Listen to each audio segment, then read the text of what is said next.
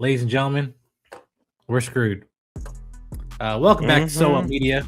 We're back with episode 6 of season 5, the final season of The Boys on Prime Video. And guys, we end off with a huge cliffhanger after this whole chase of V1. We got a little bit of a teaser to Vought Rising with some characters that we'll probably get to see later down the road. But we after all the struggle of getting this virus and all this going against the Supes to go against Homelander and beat it, him to get the V1 before he gets it. Well, no, he got it. He ejected himself on the spot. Even Butcher was like, run. Bill, do you think Sister Sage was right, or she stupid is what stupid does?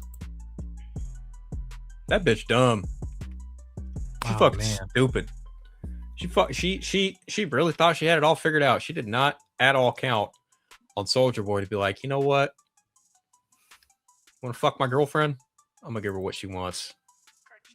She dumb. She fucked up. She thought she was gonna be living in a bunker, eating crunch wraps, reading her books. Fucking You fucked up, lady. Big time.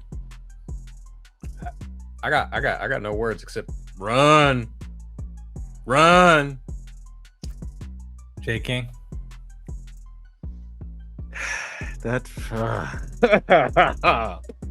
final moment, I was just like, because I'm thinking, I'm like, okay, maybe he's gonna crush the like after he got the vial from Bomb Sight and took Bomb Sight's powers away. I was like, okay, maybe he's gonna crush it on the spot, because I remember the trailer moment where he's shooting his lasers up into the sky, and I thought, oh, maybe Soldier Boy shatters it, and in a fit of rage, he kills Soldier Boy, and then he cries, laser beams into the sky. I thought that's how that was about to go. The moment he handed it to him, my heart sank, and I started to feel exactly what MM was feeling when he heard that Soldier Boy was immortal. In his words, we are entirely screwed up. Yeah, I think this was a case study of, when Sister Sage talked about, well, people are predictable. Well, we're predictable until we're not. Because a lot of things, don't require logical reasoning or explanation. They just happen. And then when someone like that cannot predict it, they feel they lose control, right? And I think that's where a point where she feels that she had this whole thing figure out, except just the unpredictability of human beings just being human. They're like, yeah, I hate you. Yes, logically, I hate you and I want to kill you, but I love Clara, and we keep getting more about Stormfront, but we don't actually know, even though we knew that she technically killed herself in season 3, but they're still insinuating like, wait, but she's saying that she's dead by suicide? What do you mean?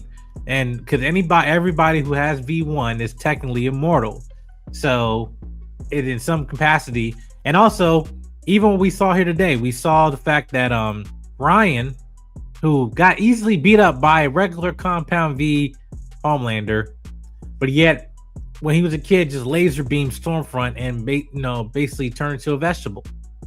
Right. So what is the tier of powers from V1, or even a Compound V birth, if you want to call it, with for Homelander's son? But at the same time, let's say if genetically, if it's connected to Stormfront in some capacity, then it's like, oh, that makes sense. But I don't know. Maybe season 2 they didn't really have the realization of Compound V or V1 when they made season 2, and it's just power scaling. I'm not trying to make logic of a fictional show here, but want to know, like, how at this point, who can defeat Homelander other than Soldier Boy, or maybe Ryan, maybe Butcher? What's going on? What do you guys think? What do you think, Phil? I've been saying for a long time that it's probably going to come down to Ryan and Homelander, because anyone who's read the book knows that it kind of comes down between a clone of Homelander and Homelander. Well, the closest thing to a clone of Homelander at this point is Ryan. And you know, as we've talked about before, he turned Ayakash into a fucking vegetable, Stormfront, right? Now, it's kind of tough to say because in the comic, Stormfront is basically like a Nazi Shazam, it more or less. But here it's a gender swap version of the character. There's some subtle differences. So, Eric Kripke has made no bones about it. He said that the ending of this show will not mirror the ending of the book. I can see that happening, but I can also see elements of it still happening because they do pick and pull from the book on occasion. But, when they do make changes, they make some very vast changes. So it's really, it is kind of a up in the air kind of question because, Soldier Boy in the comic is kind of a bitch made, kind of a wimp. And here it's Jensen Ackles. And I know, right? I mean, I think in the comic, I think even Homelander grapes Soldier Boy in one instance. I'm using grape in favor of another word there. It's more of an initiation that he was trying to play with them and Hero Gasm in the comic. Right. But still, there's a few changes, so who the hell knows how it's gonna go. Though we could actually also put another candidate as someone who could fight Homelander, because remember what Gen V season 2 established, even without like the whole V1, there's only two people that survived a certain strand of Compound V, and that was Homelander and Marie, who we know is in this season. Hell, the entire Gen V cast is in this season, and I'm gonna guess maybe next episode is when they finally drop in, because we know that they've been fighting the good fight elsewhere, and we know Marie is extremely powerful, especially with her blood. So who knows, maybe she might have a way of pushing the V1 out of his system for all we know. It's certainly possible. Could be possible. As of the time of this recording, Gen V is canceled. So, that too. Yeah, that happened. that happened. Speaking of, no Gen V season 3. So, I mean, Kripke said there is a chance that another series within the boys universe will use them, but in terms of Gen V, that's gone. Sorry, y'all. What? Oh, I will say this as someone who have seen the most of the season except for the last episode. There is a reason why I believe this show is canceled, and I even said it after the end of season 2. No, there should not be a Gen V season 3 because their whole core of their show surrounds the boys, and once the boys is over, you have no story left there to be told because everything was a result or a derivative of everything that was happening in the boys story, and yet they successfully create original stories of with these new characters within Gen V for a season and a season 2, right? And at this point, once you stretch it longer than it needs to, that's one point where I'm like, all right, do I even care anymore? What's the point? But someone try to replace Homelander after he's, or at least when the Homelander threat is, defeated or resolved, whether he gets killed or he turns into a human, wherever the ending of this conflict of this show, what is the next story within Gen V that does not revolve around Vought? Them trying to come out of the ashes after the end of the boys. I'm like, do we really want to see that? And at the point, we do want to see these characters come back, and I believe we will. I believe we will see them very soon. But now, in terms of the last episode, Marie, hey, I mean, protect black women, we get it, but like, hey, they're gonna have the black woman go against Homelander at the White House and be a bloodbath, be like a Nightcrawler situation of X-Men 2. Who knows? But to the point, also, he is right. The showrunner, the ending of the comic book is not going to be the ending of the show. When you watch the next episode, it's just like, oh yeah, okay, they're changing things, obviously. But there's some scenes that are taken verbatim, like comic shot, which you already saw in the trailer, and everything. So that's the point where I feel it's still going to be an ending that some people are not going to be satisfied with. Just be honest with you. But I think, again, this was a great cliffhanger for this second to last episode, or penultimate episode before episode 7 leading to the finale. which would be 8. I think this is a great cliffhanger because now we do not know what to do. So now we can spend a whole episode next week of really despair and uncertainty of not knowing, wait, what's there left to fight? It's over, right? You know, and kind of seeing how far does it go. But yet also there is the ace in the hole, which is Butcher. Because even then, how Butcher was in episode 1 of this season is a lot different than where he is now. Like, I mean, it definitely insinuate that no, he killed his father, which we didn't see it. But I think we're going to get a resolve of that. Like, no. Even to when the psychics, took over his mind and we, cut off the Jeffrey Dean Morgan part of his brain, I guess, right? But you mean tell me it still isn't there? That tendency of him trying to kill off Soups? That's the point, So I don't know. There was a conversation, and Phil, I want you to dissect this. Is like the conversation that Sister Sage had with Mother's Milk. You remember that? In regards to the end of the world? Yes. Yeah. Well, I think the show kind of goes in with Daredevil in terms of, relevancy and things going on today. A lot of people are kind of, I wouldn't say unnecessarily, but, kind of just prepping for, anything to happen given the current state of affairs.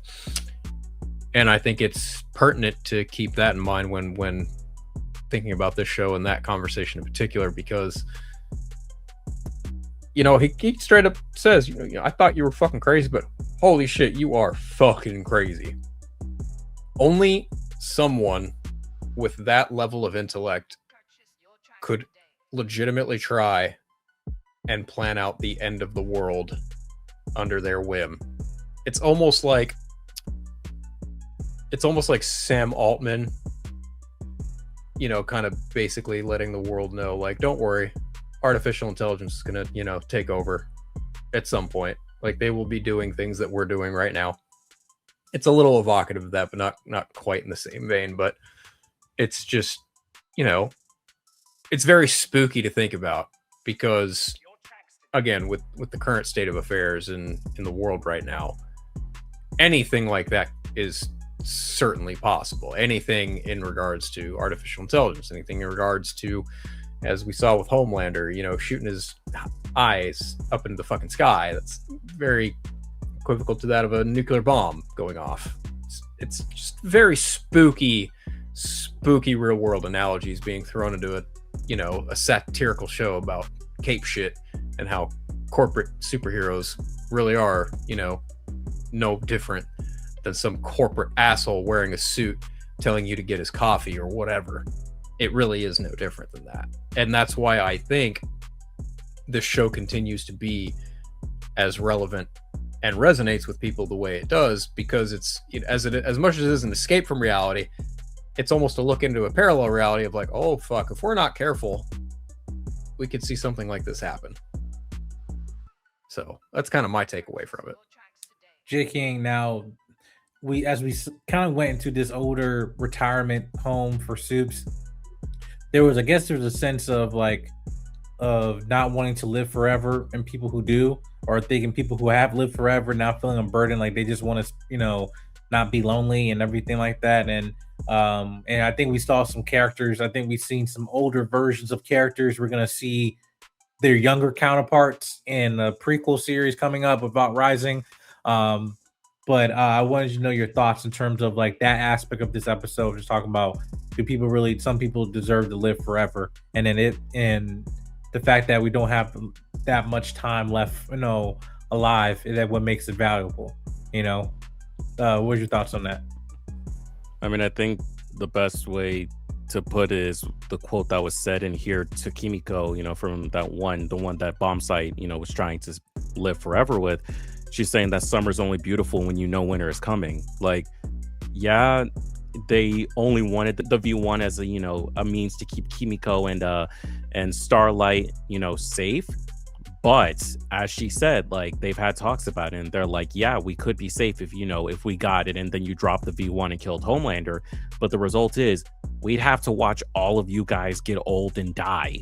Like we'd have to watch all of you guys in the same sense of like, because again, we meet Bombsight, who we'll see again in Vought Rising, and it's like he still looks, I'd say, in his like mid-20s, early 30s. Like he still looks young for someone that's in his hundreds. Meanwhile, the love of his life was in that retirement home, was, you know, counting her days.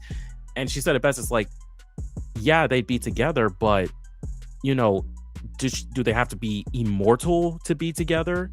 Like it's that case of where it's like immortality is not everything it's cracked up to be. And I think I even brought that up when talking about like Soldier Boy a few episodes back, and how probably he is starting to feel a little bit of that as well, especially with the whole, like, you know, worst episode of this season, you know, with the whole Last of Us vibes going on.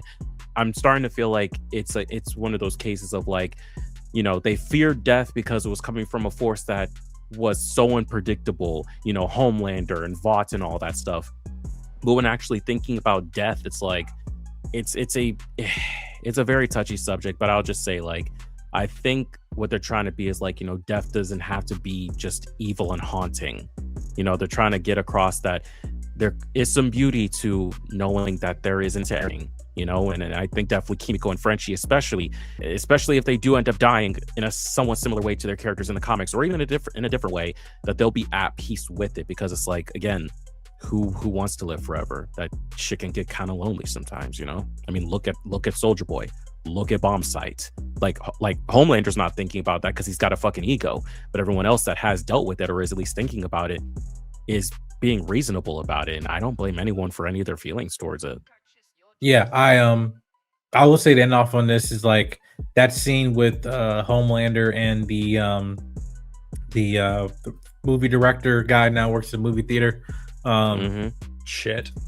Yeah, basically he was talking about how, like, listen, it's like, I did the shoving. I used to shove people out, you know, who had the spotlight and everything, but you know, you're not no god. But if you want to go ahead and do that, go ahead. You know, he's like, you're not afraid of me. No, I'm not. No, I'm not. You gonna kill me? Kill me. This is why he haven't killed Stan Edgar. Why he hasn't killed this person? A few other people. Like, no. The fear is intimidation. Like, yes, he doesn't, you know, want to scare people, but at the same time, he does on an exact level of fear and dominance. But people that are not afraid of him is like, all right, you can go. You know, even it doesn't really please them. It's, you know, it pleases them when they actually are begging for, you know, for life and everything like that. And then that's just how sick he is. But to the point about the immortality is like, now he feels a level sense of ego. But I'm like, bro, you're not the only person who has a V1. Soldier Boy has a V1.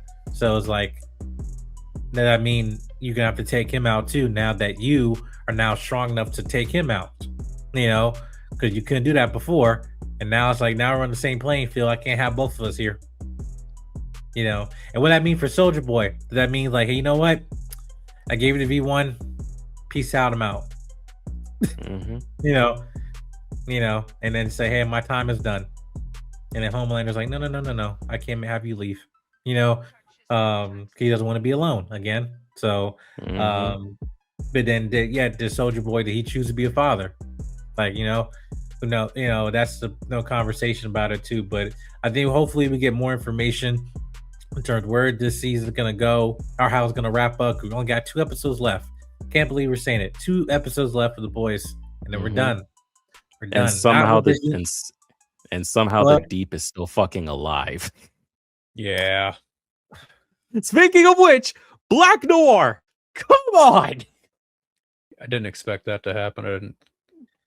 I gotta be honest, that didn't sit well with me at all. The fact that it didn't sit well with me either. It did not. Yeah, part of me, I don't even want to mention it because it was just like, it's so bullshit, so stupid. I was hoping he would get up and he has risen, baby girl, but no, unless something happens in these next 2. Right? How is he this easily taken out by a knife? Just like that, and I'm just like, okay. But anyway, and then we find out he went to the oil ring and everything, and see, you know, the fishes. We know it was you. You know. So who knows how that ramification will happen, but only time will tell. But other than that, make sure you subscribe button, comment, like, and share. Let us know your thoughts on episode 6 of The Boys, season 5. Again, 2 episodes left, everybody. Make sure you also check out Phil's channel. His link will be in the description box below. And tune in next week. We got more coverage of CinemaCon, Spider-Man Noir, a bunch of other movies, more combat, and all that. And that rhyme. Don't let a player hate the game. Bars. All right. God Peace. damn it.